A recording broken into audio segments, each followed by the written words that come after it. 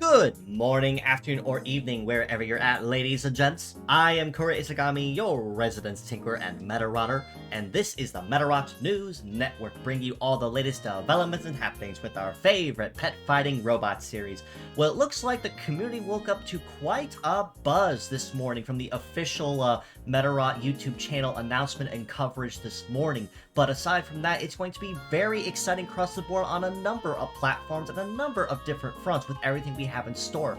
This week, we have the introduction of the second of the 7 World Wonders series that is introduced in Meda S, as you see here, which is, in my opinion, actually quite surprising they released him in Meda S after MedaSurvivor so quickly, but I am getting ahead of myself.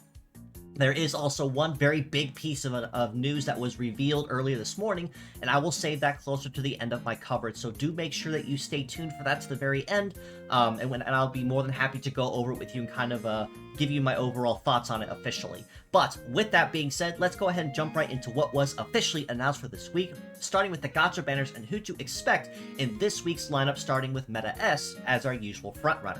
Now, this week it looks like we're going to be staying fairly centric to MedaSurvivor, and given its global release here next week, I suppose that is kind of par for the course. So, that being said, we see the introduction of SWA-01, Helio Colossus, with a kit of Meteor Hammer, Flame Hammer, Bomb Hammer, Biped Legs, and the leg ability of Combustion. Alongside him, we also have MGN0 Morgan Roof, the Morgan Le Fay type, also introduced in MedaSurvivor, with a kit of Replay Shot, Hyper Power Missile, Disturbance, Float Legs, and Through Shot. Now, as far as Helio Colossus is concerned, like I said, this is the second of the 7 World Wonders series that was officially confirmed/revealed between the two games, designed by guest artists across the board to all weigh in on this set as a whole. Helio Colossus was designed by Shimezu Eiichi, that was also the co-creator of the 2011 Ultraman, whom also designed Matro Noir, the prison guard type for MedaSurvivor. So definitely starting to weigh in with a handful of other big artists to kind of come back and weigh in for a second run. So it is going to be very exciting, even if the Colossus does seem to be very heavy emphasis on gunpowder and AoE type attacks, but in the right situation, that's actually perfect all the same with what he brings to the table. Now, given that both of these are going to be completely separate banners as far as this week is concerned, each one also has their own independent set of boosted rates as well. For Helio Colossus, we see the boosted rates for KBT-17 Elfas Soma, with Power Missile, Power Rifle, Giga Gatling, Biped Legs, and the leg ability of Battle Master, and KWG-17 Bularis Mandi, with Power Sword, Clock Rage, Jet Hammer, Biped Legs, and Close Range. Now, like I said, given the global release of MedaSurvivor is coming up next week, it only makes sense that they're going to kind of front-run it with these two and just a couple other special guests from MedaSurvivor. Now, whether you choose to go for Colossus or either of the two Beetle mascots you see here, you really can't go wrong either way with what they bring to the table, and you really won't be sorry with no matter where you choose to put them or how you choose to use them in team comps. For Morgan Roof, on the other hand, it's going to be a couple more relatively familiar faces not associated with MedaSurvivor yet. On her banner, we have MAG-0 Darkness Mage with Canceller, Double Slip, Tank Legs, and Weapon Master, and FSL-02 Fancy Pearl with Confusion, Break Rush, Meteor, Flight Legs, and Pure Heart. So as far as Morgan Roof's banner is concerned, hers is going to be more utility-oriented and disturbance-oriented, between focusing less on raw damage and more on just trying to make the enemy's life as miserable as possible. So you have the ability of some pretty solid turn skipping thanks to Darkness Mage, and you also have Fancy Pearl for your overall utility coverage and punish. You have Confusion for stalling enemies, you have Break Rush for your heavy punish, so no matter which one you choose to go after or end up with, you're going to have a pretty solid model that you really can't ever go wrong with using anywhere. For the Fierce battles we have this week, it's going to be very heavy support emphasis as far as new stuff is concerned, or even just the models that are up for grabs in general. This week we see reruns for SPW-0 Sprytooth with Hold, Hammer, Sword, Biped Legs, and Spearhead. SPN-0 Float Spinner with Melee Trap, Anti-Air, Anti-Sea, Float Legs, and Emergency. RBT-05M Chrono Rabbit with Beam, Guard Boost, Shoot Trap, Wield Legs, and Auto Charge. On the bottom row, we have GTD-0 Daichenko with Melee Guard, Missile, Gatling, Tank Legs, and Heavy Arms. HWK-0 Fly Falcon with Triple Napalm, Flight Legs, and Assail. And DOG-0 Cyan Dog with Triple Rifle, Biped Legs, and Clairvoyance. So ultimately, it's going to be a lot of familiar faces, nothing really special as far as new models or extra skills are concerned, but still never hurts to collect them all anyway, just for the utility that they all bring to the table. Ultimately, I do have to give Cyan Dog the MVP of the week, not just on the grounds that he is the most iconic and well-known, but also on the grounds that he is the most user-friendly as far as balance is concerned. You don't have to worry about sticking his parts anywhere because he is non-heavy across the board. Basic Rifle gives you fantastic coverage anywhere, and it's something you can use with very little drawback or punish. The others, for instance, Sprytooth with Hammer and Sword, also very solid. Float Spinner for your anti-air and anti-sea coverage. Chrono Rabbit mostly for your mixed support and auxiliary support. Daichenko will be mostly good for tank legs and heavy arms if you do need it. And Fly Falcon mostly for napalm and the ability of the scatter hit and the sure hit that gunpowder attacks usually get when fully ascended all the way. So ultimately, farm for all 7 just to have, or all 6 just to have, but I would focus on Cyan Dog the most as far as what's new, as far as anything to focus on through this week's events. As far as events are concerned with MedaSurvivor, it is going to be a fairly low-stakes week this time around as well, so most likely just kind of keeping the trend to kind of start hyping up the focus toward MedaSurvivor, which, given its global release, that is completely to be expected. But this week in Meta S, we have the opportunity to earn or re-earn, if you missed it the first time, the Machine Medal, which is a Guard Nature Medal with a mastery in melee, shooting, and defense, and legs of Biped, Float, and Wheel. And it's worth noting that this medal was given out originally during the second run of the Digimon collaboration. So if you missed it the first time, this is a good shot to go after it. We can also earn RAY-01 Hopping Star with Triple Beam, Wheeled Legs, and Continuous P, mostly just there for collection more than anything else. And we also have the opportunity to earn the R-rank version of Medarot Suzuno if you missed it. So, like I said, fairly low stakes week, nothing really huge or must-have on the table, but naturally it does have a medal available, so try to shoot for that if you can. This week's event will also feature Boss Fight, which means that it is basically a score attack with an extra flavor tied into it. Essentially, upon clearing rounds of score attack, it will have a chance to spawn a boss encounter. Complete the boss encounter with boosted rewards and bonuses to get access to a higher tier of awards, such as Hopping Star and the medal itself. Otherwise, treat it like you would any other score attack event, with pure stats encouraged to maximize your bonuses.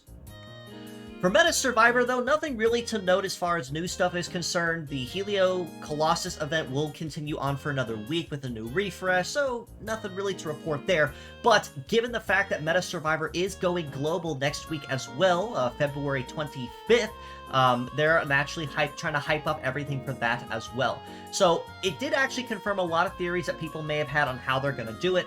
Ultimately, basically what they're going to do is just include a language option button in the settings as you see here, so you can choose to play in native Japanese, or you can play in English based on region of choice, or even personal preference at this point.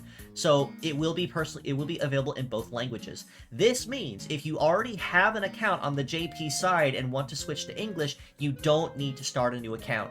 All you have to do is just change the language in the settings, and you're done. Ultimately, as far as I am concerned, I will be keeping my account personal as is, but I will be starting a completely brand new one for the stream that I will be playing with periodically here on the channel. I will announce the official release for that sometime through this week, so do stay tuned on my socials for that as far as the release for that is concerned. Now, like I said, as far as new stuff is concerned, that basically is it as far as Meda S and MedaSurvivor.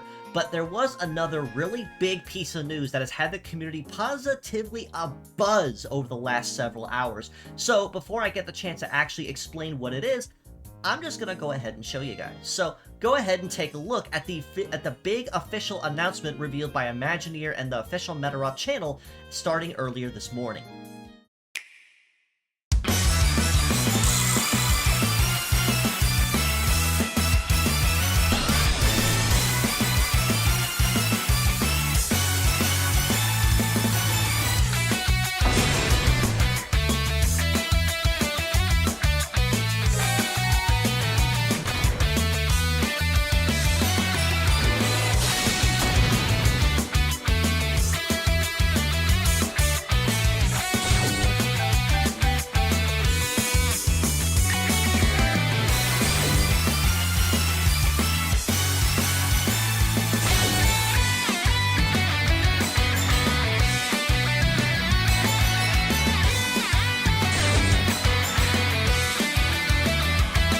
ごいと見てよろしいですね。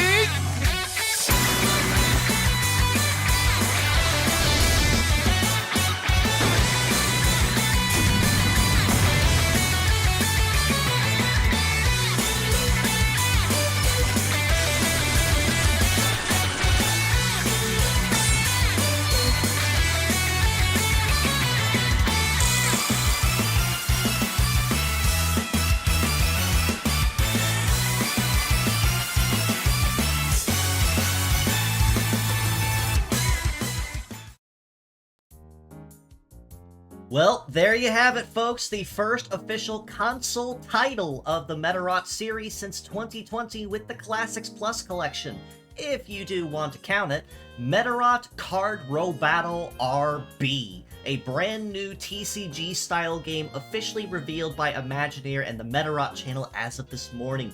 And before anyone asks, card games are actually quite intimately tied and deeply rooted in the Medarot games, which makes it a very interesting but a completely expected choice with what it brings to the table. There's been positively lots of conversation about that and the earlier card row battle titles, so it goes to show that this is a very deeply rooted genre, and the folks are absolutely excited for it, chomping at the bit with what it chooses to bring. So as you see here, they did officially announce it'll be launching on the OG Switch, not the Switch 2, starting June 25th, so just a few months off at time of recording. Medarot Card Row Battle RB will be officially launching for consoles globally, or at least available to be ordered. Now, it was also mentioned a couple other very big pieces of news that were touched on as far as the perks, the features, and the gameplay and such.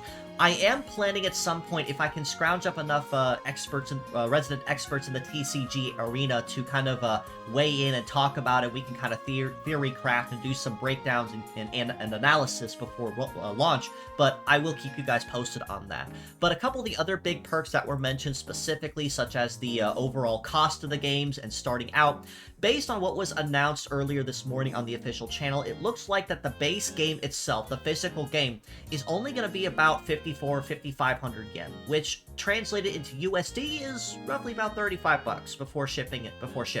And given the current rise in Switch 2 and Switch titles going at like $60 plus, I think that alone is completely fair. I have no problem with that if it ever comes to that with pre-orders or ordering it on day of. That really should not be a problem in my personal opinion. Now, they did also announce, however, a deluxe edition that will also be up officially on most product platforms. Now, the deluxe edition specifically goes for about 17,500 yen, so roughly about 115, almost 120 bucks roughly, which honestly isn't too terrible either. But what that does include is the physical game, both versions specifically. It includes a physical playmat and 2 decks of cards, so you can actually play the physical game in front of you with a friend, IRL. It comes with a complete card book and a atlas of all the cards and all the art for the cards, which I think is very, very nice looking, as well as an OST disc. So honestly, all of that for 120 bucks tops, I think that's more than fair in my opinion, especially given the fact that A, it's on the original Switch, and the physical copies of themselves of the game really aren't all that bad either. And a couple things I would like to note as friendly reminders. Unlike it was on the original 3DSs, where they were region locked and you had to go through homebrewing or region or jailbreaking or whatever to play foreign games, with Switches you don't have to do that. They do not come with a region lock, which means that you can play any game of any region on your home console, no problem, and it'll rate it. And given that it's on the OG Switch, means that everybody can play it from day one. You don't have to have the new Switch 2 in order to play it, which I think was a very fair decision on their part. Which honestly kind of goes to show in my personal thoughts too, they probably did that on purpose because they've been cooking this up for a while and just not had the ability to reveal or talk about it at all, even after Switch 2s were launched and all their specs and all the dev kits were released. So only time will tell on that. But ultimately, it looks to be a very exciting title and reveal as a new title in the Medarot series. And like I said, it is the first console game released since Medarot Classics Plus in 2020, which at that point was mostly just a more complete version of the classic games library. If you want to go farther than that, it would actually go back as far as 2016 with Medarot Girls Mission and 2015, I believe, with Medarot 9. So definitely been a hot minute on the console front with Medarot as a whole, but given that the lawsuit and everything is officially settled and done, I'm excited to see if there is anything else coming down the pike, and this is just the start of many good things to come. Moving away from all the highlights and all the big news and such onto community-related efforts, as always, we are still looking for any efforts to assist with any of our ongoing projects or endeavors, such as the Medarot 4 or 9 translations, or any of the manga translations that are currently stalled at the moment. So if you are knowledgeable in coding or cleaning or Japanese and have some time on your hands, or if you know somebody that might be, please feel free to join our Discord, ask around, or even just reach out to me privately on any of my socials. I'll get you in touch, or we will get you in touch with the right people to fill you in. Alternatively, you can also donate to the cause with the link to Variant's crowdfunding in the comments below, and we can commission some of those extra lines of text to be translated on our behalf. So this will make it just a little bit easier for the translators to work on cleaning and typesetting, and kind of make things a little bit easier overall and easier to work on. So again, please feel free to join and ask around, or even reach out and ask, and we will get you in touch with any progress and what still needs done. Moving on to other community stuff, as a reminder of the PRB Ori Meta contest that is currently ongoing right now in our Discord server, currently going from February 13th to April 30th, so roughly about 2.5 months straight, with a top prize pool of personalized art, much like in previous contests. But I will also be doing personalized breakdown videos I will post to my channel here on the MNN as maybe an experimental playlist series that I might try out if it works out very well. There is no theme for this one, so it is a complete free-for-all. You can design whatever you want. All the rules and clarification on those rules are in the Discord if you want a link to that, so that you can try it, so that you can try out and see what you think. I'm hoping to see that the submission channel's flooded with a ton of entries by the time this contest ends. So I'm excited to see what you guys are kind of come up with, and I will continue to reiterate, absolutely knock my socks off. That is my challenge to you guys. Blow it out of the water. I want to be able to bring a panel on my stream and actually stream going over all of the entries and actually deliberate in real time all the entries, much like I did with the last one, and actually talk about all the entries and devote a whole stream to them. So join the Discord for all the rules and for your submissions if you want to do that. I'm excited to see what you all come up with. One final note before I do wrap us up, as a friendly reminder, I'm also on Cards, so you can find all my socials there. Any of my social media handles or platforms, my channel, my commission rates for any of the arts or services that I offer. You can find all of that there.